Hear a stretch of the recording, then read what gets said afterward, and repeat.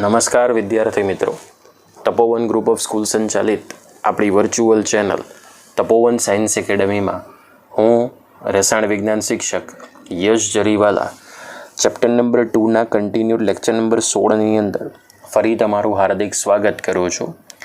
ગઈકાલે આપણે કેટલાક દાખલાઓ વિશેની ચર્ચા કરી હતી અને મને આશા છે કે તમે નોટબુકની અંદર લખીને માઇન્ડની અંદર એ દાખલાઓ વ્યવસ્થિત ઉતારી દીધા હશે. આજે આપણે બીજા કેટલાક દાખલાઓ વિશેની ચર્ચા કરીશું. વિદ્યાર્થી મિત્રો, આ ચેપ્ટરની અંદર દાખલા ખૂબ વધારે છે અને એક જ પ્રકારના સૂત્રો ઉપર આધારિત દાખલાઓ આવે છે.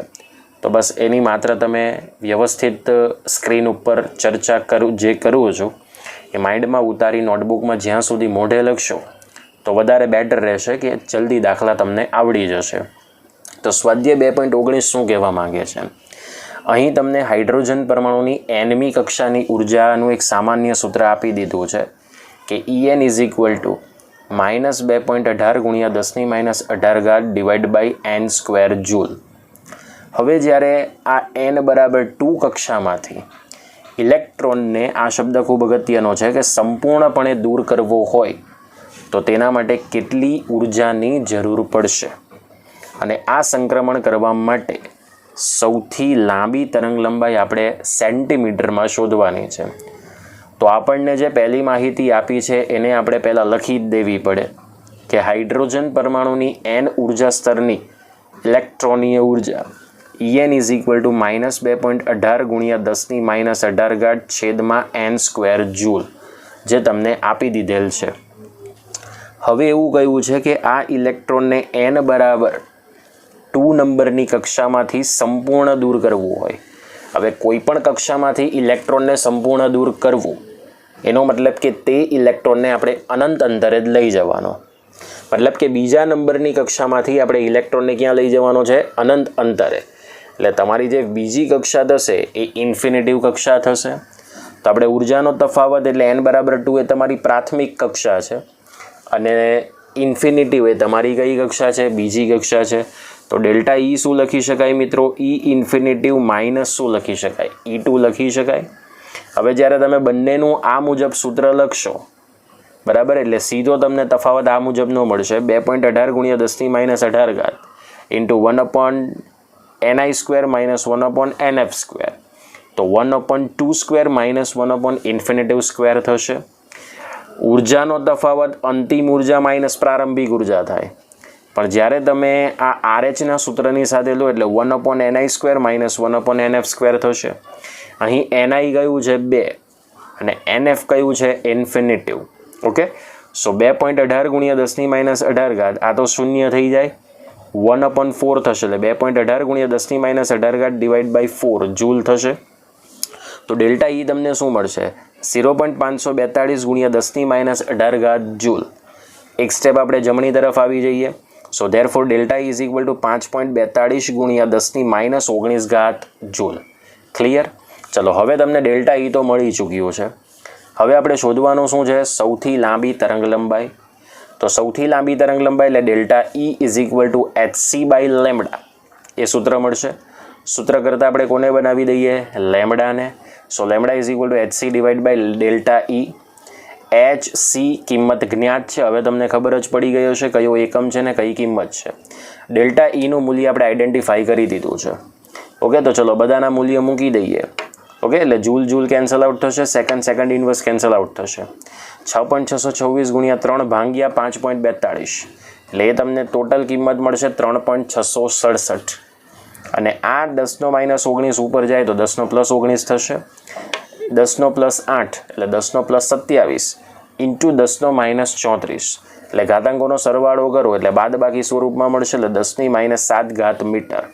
હવે આ તો તમને મળી ગયું છે મીટરમાં. તો 1 મીટર બરાબર 10⁻2 સેન્ટીમીટર થાય. એટલે આમાંથી તમારે 2 ઘાતાંક ઓછો કરી દેવાનો. 3.667 ગુણ્યા 10⁻5 સેન્ટીમીટર.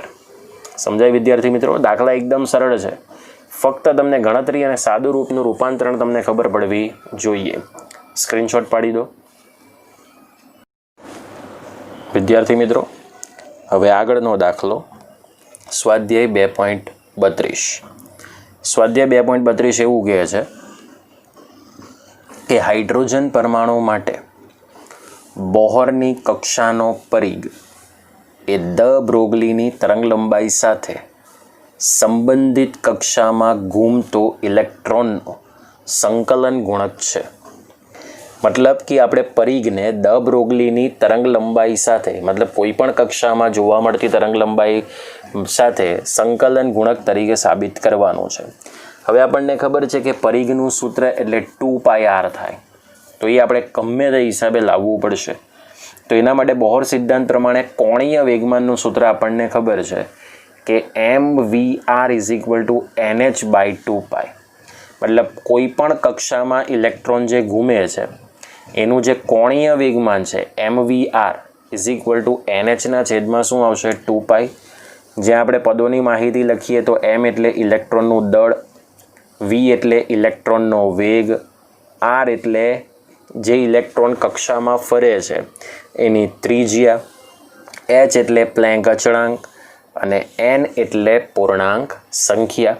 તો n બરાબર 1 2 3 અપ ટુ n સુધીની આપણે પૂર્ણાંક સંખ્યા લઈ શકીએ. ઓકે, તો ચલો હવે આ ઇલેક્ટ્રોન સાથે સંકળાયેલી આપણે દ બ્રોગલીની શું લેવાની છે તરંગ લંબાઈ. તો લેમ્બડા = h/mv, અને આપણે આપી દઈએ ઇક્વેશન નંબર 2 અને આગળને આપી દઈએ ઇક્વેશન નંબર 1.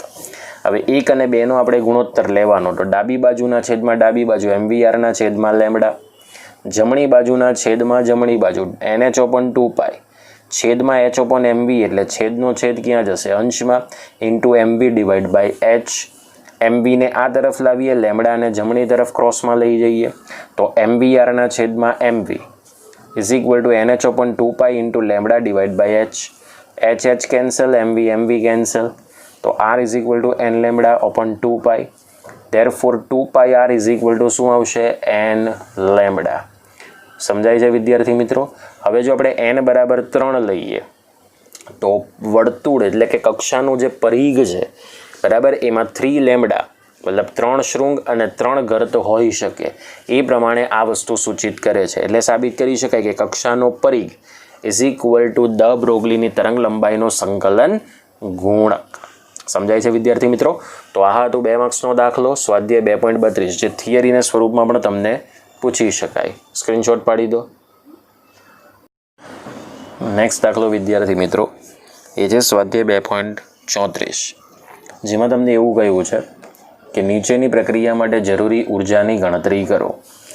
એ છે He+ gaseous gives He+2 gaseous plus electron minus. અને આ હાઇડ્રોજન પરમાણુની તમને ધરા અવસ્થાની ઇલેક્ટ્રોનીય ઉર્જા આપી દીધી છે, જેને આપણે આયનીકરણ ઉર્જા કહીએ છીએ, 2.18 × 10-18 જૂલ પ્રતિ એટમ. તો તમને બેઝિકલી સૌથી પહેલાં ભૂમિ અવસ્થામાં હાઇડ્રોજન પરમાણુની આયનીકરણ ઉર્જા આપી દીધી, એ પહેલાં લખી દો 2.18 × 10⁻18 જૂલ પ્રતિ એટમ. પછી આપણને જે પ્રક્રિયા આપી છે તેના પરથી કન્સિડર એવું કરી શકીએ કે He+માંથી જ્યારે He+2 બનશે બરાબર, એટલે કક્ષા સંપૂર્ણ ખાલી થઈ જશે, એટલે એ ઇલેક્ટ્રોનને આપણે અનંત અંતરે મુક્ત કરી શકીએ. પણ જ્યારે આ He+ હશે એટલે બેમાંથી એક ઇલેક્ટ્રોન દૂર થાય, એટલે પહેલા નંબરની કક્ષાની અંદર ઇલેક્ટ્રોન આવશે, તો સીધું સૂત્ર મારી શકીએ E = RH/n² × Z². હવે અહીંયા માઇનસ ચિહ્ન કેમ નથી લખ્યું? કારણ કે આપણે આ ઇલેક્ટ્રોનને અનંત અંતરે મોકલવાનો છે બરાબર. એટલે કોઈ પણ તટસ્થ પરમાણુ કે આયનમાંથી જ્યારે ઇલેક્ટ્રોનને તમે અનંત અંતરે મોકલો તો તેવી ઉર્જાને આપણે આયનીકરણ ઉર્જા કહીએ, જેના માટે આપણે ઉર્જા આપવી પડે છે, ઉર્જા ગુમાવાતી નથી. એ તમે 3જા નંબરના ચેપ્ટરમાં ભણશો કે આયનીકરણ ઉર્જા માટે આપણે કઈ માહિતીને કન્સિડર કરી શકીએ. તો E = RH/n² શું આવશે Z². હવે આપણે RH ની કિંમત તો જાણીએ જ છે, 2.18 × 10⁻18 છેદમાં. હવે આ n એટલે શું? તો આ He+ હોય ત્યારે ઇલેક્ટ્રોન પહેલા નંબરની કક્ષામાં હશે ને, ક્લિયર? તો 1² થશે. અને Z એટલે હિલિયમ છે, તો હિલિયમ માટે પરમાણવીય ક્રમાંકની કિંમત 2 થાય, તો 2નો શું કહેવાય? વર્ગ જૂલ પ્રતિ એટમ લખી શકાશે. સો ધેરફોર E = 2.18 × 10⁻18 × 4 જૂલ પ્રતિ એટમ, એવું આપણે નક્કી કરી શકીએ. સો ધેરફોર E = 8.72 કારણ કે 2.18 ગુણ્યા 4 એટલે 8.72 થાય. તો 8.72 ગુણ્યા 10⁻18 જૂલ પ્રતિ એટમ થઈ શકશે. ક્લિયર? તો આ પ્રક્રિયા માટે આયનીકરણ ઉર્જાની કિંમત 8.72 ગુણ્યા 10⁻18 જૂલ પ્રતિ એટમ આવશે. સમજાયું વિદ્યાર્થી મિત્રો? તો આ હતો સ્વાધ્યાય 2.34માં નંબરનો દાખલો. સ્ક્રીનશોટ પાડી દો. ઓકે સ્ટુડન્ટ્સ, હવે આપણી પાસે આગળનો દાખલો સ્વાધ્યાય 2.37. સ્વાધ્યાય 2.37માં એવું કહેવા માંગે છે કે ઝિંક પરમાણુનો જે વ્યાસ છે, ડાયામીટર, એ છે 2.6 એંગસ્ટ્રોમ. તો આપણે ઝિંક પરમાણુની ત્રિજ્યા પિકોમીટર એકમમાં ગણવાની છે. અને જો ઇલેક્ટ્રોન એકબીજાની લગોલગ લંબાઈમાં ગોઠવાયેલા હોય તો 1.6 સેન્ટીમીટર લંબાઈમાં હાજર પરમાણુની આપણે શું શોધવાની છે? સંખ્યા. તો પહેલાં તો ઝિંક પરમાણુનો જે વ્યાસ 2.6 એંગસ્ટ્રોમ છે એને મીટરમાં ફેરવી દો. એટલે 2.6 ગુણ્યા 10⁻10 મીટર. તો પહેલું આપણે શોધીશું ઝિંક પરમાણુની ત્રિજ્યા. તો ડાયામીટર ડિવાઈડ બાય 2 થશે એટલે d/2. So therefore r is equal to 2.6 into 10⁻10 metre divide by શું આવશે? 2. તો r ઇઝ ઇક્વલ ટુ આવશે 1.3 ઇન્ટુ 10⁻10 મીટર. હવે આપણે પિકોમીટર માટે 10⁻12 જોઈએ. તો દશાંશ ચિહ્ન આપણે કેટલા સ્ટેપ પાછળ ખસેડીશું? 2 સ્ટેપ. એટલે 130 ગુણ્યા 10⁻12 મીટર આવશે. તો આર આવશે તમને 130 પિકોમીટર. ક્લિયર? હવે આપણે જે શોધવાનું છે એ છે 1.6 સેન્ટીમીટર લંબાઈમાં હાજર ઝિંક પરમાણુની સંખ્યા. તો ઝિંક પરમાણુની સંખ્યા એટલે L/D થશે. શું થશે વિદ્યાર્થી મિત્રો? L/D. L એટલે ટોટલ તમને જે લંબાઈ આપી છે તે, અને D એટલે જે તમને અહીંયા વ્યાસ આપ્યો છે 2.6 ઇન્ટુ 10⁻10 મીટર, એ તમારે લખવાનું. તો મીટર વિલ બી શું થશે? Cancel out. 1.6 ભાગ્યા 2.6 એટલે એ તમને કિંમત મળશે 0.615. અને આ ઘાતાંક ઉપર જાય 10⁻10 એટલે પ્લસ થઈ જશે એટલે 10⁸. એક સ્ટેપ આપણે લાવી દઈએ જમણી તરફ એટલે વૈજ્ઞાનિક અંક પદ્ધતિમાં જવાબ આવશે. તો 6.15 ગુણ્યા 10⁻7. સમજાય છે વિદ્યાર્થી મિત્રો? અગાઉ એક દાખલો આ બાકી રહી ચૂક્યો હતો જે આપણે આજે પૂર્ણ કરી દીધો છે. ઓકે, સ્ક્રીનશોટ પાડી દો. ઓકે સ્ટુડન્ટ્સ, આપણે આગળ જઈએ સ્વાધ્યાય 2.46, જેમાં તમને એવું કહ્યું છે કે નાઇટ્રોજન લેસર 337.1 નેનોમીટર તરંગ લંબાઈએ વિકિરણ ઉત્પન્ન કરે છે.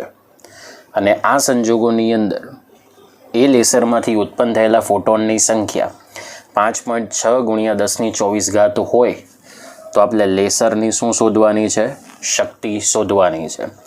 તો સૌથી પહેલાં તો આપણને અહીં આપી દીધી છે વિકિરણની તરંગ લંબાઈ લેમ્બડા 337.1 નેનોમીટર. નેનોનો આપણે મૂકી દઈએ ગુણક એટલે એ મળશે 337.1 ઇન્ટુ 10⁻9 મીટર.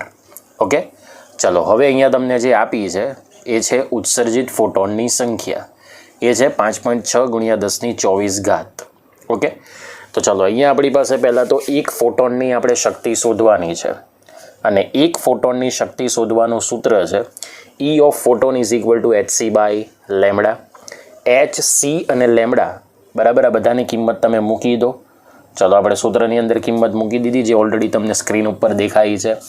હવે જ્યારે 6.626 ગુણ્યા 3 ભાગ્યા 337.1 કરશો એટલે એ મૂલ્ય મળશે 0.059. હવે આ 10⁻9 ઉપર જાય તો 10⁻9 થશે. 10⁸ ગુણ્યા 10⁹ એટલે એ કહેવાશે 10⁻17. ઓકે, હવે 10⁻17 ગુણ્યા 10⁻34 એટલે એ આવશે 10⁻17 જૂલ. 2 સ્ટેપ આપણે લઈ લઈએ જમણી તરફ એટલે આની અંદર 2 ઘાતાંક પ્લસ કરી દેવાના. 5.9 ગુણ્યા 10⁻19 જૂલ. ઓકે, ચલો હવે આ તમને મળી ગઈ એક ફોટોનની શક્તિ. તો હવે એના દ્વારા ઉત્પન્ન થતી કુલ ઉર્જા શોધવાની છે. તો કુલ ઉર્જા એટલે ફોટોનની સંખ્યા ગુણ્યા ફોટોનની ઉર્જા, એટલે કે એક ફોટોનની ઉર્જા. ટોટલ સંખ્યા છે 5.6 ગુણ્યા 10⁻24 અને એક ફોટોનની ઉર્જા છે 5.9 ગુણ્યા 10⁻19. ક્લિયર? તો 5.6 ગુણ્યા 5.9 ટોટલ તમને ગુણાકાર મળશે 33.04. અને આ 10⁻24 અને 10⁻−19 એટલે એ આવશે 10⁻5 જૂલ પ્રતિ સેકન્ડ. ઓકે, તો તો આ તમને એક સ્ટેપ આપણે લઈ લઈએ ડાબી તરફ, એટલે 3.304 ગુણ્યા 10⁶ જૂલ પ્રતિ સેકન્ડ. હવે આપણે લેસરની શક્તિ એટલે પાવરનો એકમ છે વોટ. તો વોટ એટલે આ જ તમને મળશે લેસરની શક્તિ જૂલ પ્રતિ સેકન્ડ. બરાબર, જૂલ પ્રતિ સેકન્ડને જ આપણે કહી શકીએ શું? વોટ કહી શકીએ. એટલે 3.304 ગુણ્યા 10⁻³ ગુણ્યા 10⁻³ અલગ કરી દઈએ. ઓકે, એકમ આવશે કયો? વોટ. હવે આ 10⁻³ જગ્યાએ આપણે શું લખી શકીએ? કિલો. શું લખી શકીએ? કિલો. એટલે 3.304 ગુણ્યા 10⁻³ કિલો વોટ. સમજાયું વિદ્યાર્થી મિત્રો? તો આ હતું આપણી પાસે સ્વાધ્યાય 2.46માં નંબરનો દાખલો. સ્ક્રીનશોટ પાડી દો. ઓકે વિદ્યાર્થી મિત્રો, આજના લેક્ચરનો છેલ્લો દાખલો એ છે સ્વાધ્યાય 2.53. તમને અહીંયા એવું કહ્યું છે કે એજી ધાતુ એટલે કે સિલ્વર ધાતુમાંથી ફોટો ઇલેક્ટ્રિક અસરના પ્રયોગમાં ફોટો ઇલેક્ટ્રોનનું ઉત્ક્ષેપણ એ 0.35 વોલ્ટ, બરાબર, એટલે કે અહીંયા આપણે ઇલેક્ટ્રોવોલ્ટ પ્રમાણે જ લેવાનું છે વોલ્ટને, લાગુ પાડવાથી રોકી શકાય. જ્યારે વિકિરણ 256.7 નેનોમીટર જેટલી તરંગ લંબાઈનું વાપરવામાં આવે છે તે આપણે એજીનું કાર્ય વિધેય એ ઈવી એકમમાં શોધવાનું છે. ઓકે, સો લેમડા તમને પહેલાં આપી દીધું છે 256.7 નેનોમીટર. એને ફેરવી દો મીટરમાં. સોરી, 256.7 ગુણ્યા 10⁻⁹ મીટર. તો હવે આપણે એક ફોટોનની ઉર્જા શોધી શકીએ. E of photon is equal two hc/λ થશે. હવે તો સૂત્ર તમારી પાસે જાણીતું છે. કિંમત મૂકી દો hc અને લેમડાની. ચાલો, કિંમત મૂકી દીધી hc અને લેમડાની. એટલે તમને E ઓફ ફોટોન મળશે 0.0774 ગુણ્યા 10⁻⁻17. એટલે 6.624 ગુણ્યા 3 ભાગ્યા 256.7 કરશો એટલે એ મૂલ્ય મળશે 0.0774 ગુણ્યા 10⁻⁻17 જૂલ. બે સ્ટેપ આવી જાઓ જમણી તરફ, એટલે E ઓફ ફોટોન મળશે 7.774 ગુણ્યા 10⁻⁹ જૂલ. હવે કન્ડિશન એ થાય છે કે જ્યારે ગતિ ઉર્જા શૂન્ય થાય ત્યારે ફોટો ઇલેક્ટ્રોનનું ઉત્ક્ષેપણ અટકી જાય. કારણ કે ફોટો ઇલેક્ટ્રોન ત્યારે જ ઉત્સર્જિત થઈ શકે કે બહાર ફેંકાઈ શકે ધાતુમાંથી કે જ્યારે તેની અંદર ઓલરેડી ગતિ ઉર્જા ધરાવતા ઇલેક્ટ્રોનનું બહાર ઉત્ક્ષેપણ એટલે કે બહાર ફેંકાતા હોય. તો એનો મતલબ કે અહીંયા ફોટો ઇલેક્ટ્રોનની જે ગતિ ઉર્જા છે 0.35 ઇલેક્ટ્રોવોલ્ટ તમને આપી છે. અહીંયા વોલ્ટ જ તમારે શું લઈ લેવાનું છે? ઇલેક્ટ્રોવોલ્ટ તરીકે. હવે એક ઇલેક્ટ્રોવોલ્ટની તમે કિંમત મૂકી શકો છો 1.6021 ગુણ્યા 10⁻⁹ જૂલ. તો 1.6021 ગુણ્યા 0.35 એટલે તમને મૂલ્ય ટોટલ કેટલું મળશે? 0.56 ગુણ્યા 10⁻⁹ જૂલ. ઓકે, ચલો હવે આપણે શોધી શકીએ છીએ એજીનું કાર્ય વિધેય. તો એજીનું કાર્ય વિધેય એટલે શું કહેવાય કે એક ફોટોનની ઉર્જા માઇનસ ગતિ ઉર્જા. ઓકે, હંમેશા કાર્ય વિધેયનું એક જ સૂત્ર છે કે કોઈ પણ વિકિરણમાં રહેલા ઘટકની ઉર્જા માઇનસ ગતિ ઉર્જા. ઓકે, E ઓફ ફોટોનની ઉર્જા તમને જૂલમાં આપી દીધી અથવા શોધી લીધી 7.74 ગુણ્યા 10⁻⁹ જૂલ, અને કે તમને આપી દીધું છે 0.56 ગુણ્યા 10⁻⁹ જૂલ. 7.74માંથી 0.56 તમે બાદ કરી દો. ઓકે, એટલે એ મળશે 7.18 અને 10⁻⁹ કોમન નીકળશે. એટલે ટોટલ જૂલમાં અત્યારે કિંમત મળી છે કાર્ય વિધેયની 7.18 ગુણ્યા 10⁻⁹ જૂલ.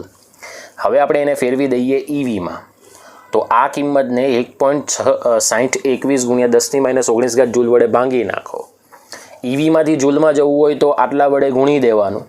જૂલમાંથી ઈવીમાં જવું હોય તો આટલી જ કિંમત વડે તમારે ભાંગી દેવાનું. ચલો, 10⁻⁹ કેન્સલ થશે. જૂલ જૂલ કેન્સલ આઉટ થશે. એટલે ઇલેક્ટ્રોવોલ્ટની કિંમત આવશે 4.48 ઇલેક્ટ્રોવોલ્ટ. સમજાઈ ગયું? તો આ હતો સ્વાધ્યાય 2.53માં નંબરનો દાખલો. ક્લિયર? સ્ક્રીનશોટ પાડી દો.